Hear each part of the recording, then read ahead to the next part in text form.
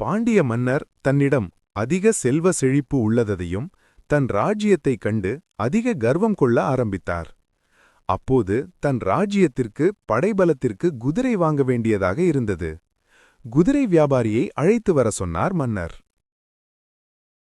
மன்னரின் கர்வத்தைப் போக்க குதிரை வியாபாரி வேடம் தரித்த சிவபெருமான் மதுரை வீதிகளில் வந்து மன்னரிடமிருந்து குதிரை வாங்குவதற்குரிய பொற்காசுகளை பெற்றுக்கொண்டு செல்கிறார்.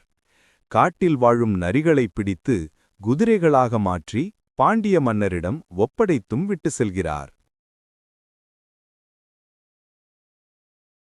குதிரை வியாபாரியாக வந்த சிவன் கொடுத்த குதிரைகள் மீண்டும் ராத்திரியில் நரியாக மாறி ஊளையிட்டு மதுரை மாநகரை அல்லோகலப்படுத்தியது இந்த திருவிளையாடலின் மகத்துவம். அதிகாரம், பணம் எல்லாம் மாயையே. சிவன் நினைத்தால் எல்லாம் தலைகீழாகும் என்பதே. இதுபோன்ற கதைகளுக்கு, தகவல்களுக்கு ஆரோன்ஸ் ஆர்கைவ் பக்கத்தை சப்ஸ்கிரைப் செய்யவும்.